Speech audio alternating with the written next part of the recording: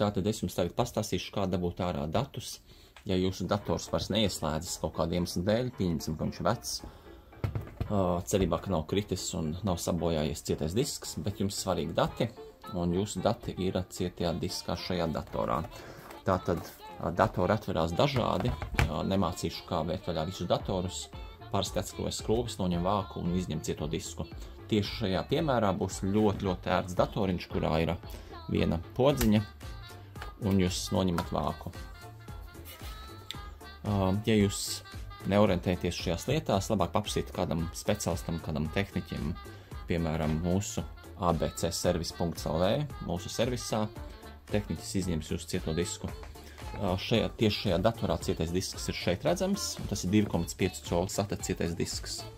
Viņu var izņemt ārā, lai dabūtu jūsu failus. Tātad te ir disku piemēri. Šis ir SSD disks, jaunais modernais ātrais, kurš strādā tikai ar čipiem. Šeit ir vecmodīgais HDD mehāniskais disks, kurš, diemžēl, baidās no vibrācijām un triecieniem, tāpēc nemetiet zemē ļoti uzmanīgi. Un vēl var gadīties, ka jūs datorē šāds disks. Tas arī ir SSD, pats modernākais, pats ātrākais. Diska tips saucās M.2, un viņiem ir divi veidi. Varbūt tās SATA, un varbūt tās NVMe. Un visus šos diskus jūs varat ļoti ērti pārtaisīt par ārējo datu nesēju, kuru var pieslēgt ar USB vadu pie jebkura ejoša datora. Lai pārtaisītu 2,5 colu cieto disku uz ārējo disku, lai varētu izmantot viņu caur USB vadu, var izmantot šādu kastīti. Šī kastīte ir pati ērtākā priekš mājas lietotājiem no A-Data firmas. Atvērsim. Mums šeit ir pati kastīte un vadiņš. Un šai kastītei tāds labums ir, ka viņa ir super ērta, vienkārši nekādas skrūves, nekas nav vajadzīgs. Šeit ir tāds klipsītis,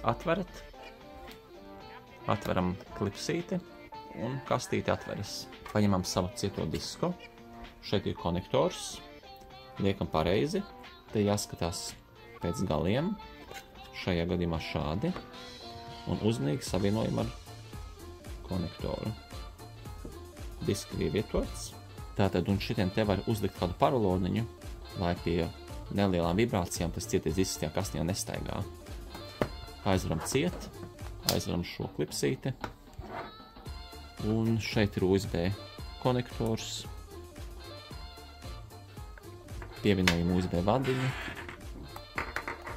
un viņš ir gatavs darbam. Var slēgt klāt pie datora, un tik klāt jūsu failiem. Tieši tāpat tas, kā jūs izmantojat jebkuru USB flash atmiņu vai zip atmiņu, pievienojat pie datora. Tātad, ja jums ir šāda tipa disks, tad viņam arī ir atrisinājums.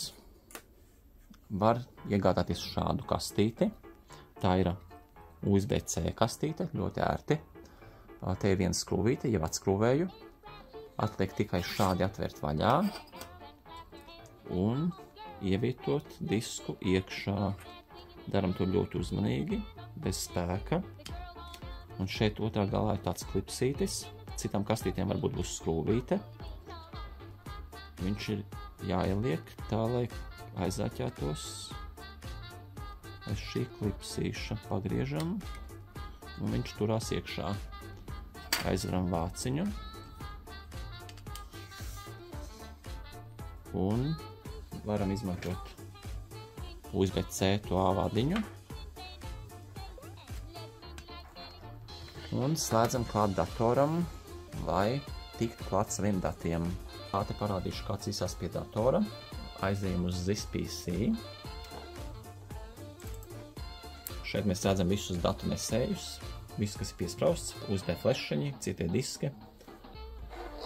Izmantosim šo disku, mazo, un piespraužam USB portā. Un mums datorā parādās jauns datu nesējs.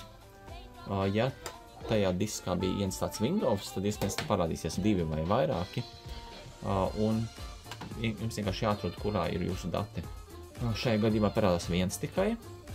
Atveram vaļā un iegūstat pieeju saviem datiem. Un īstenībā jūs to cieto disku varat arī noformatizēt, visu nodzēst. Var spiest pogu format.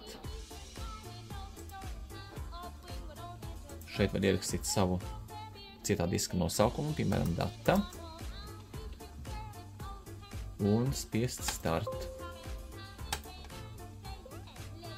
Pārliecieties, ka bija ielikts āķītis quick format, lai būtu ātrā formatizēšana.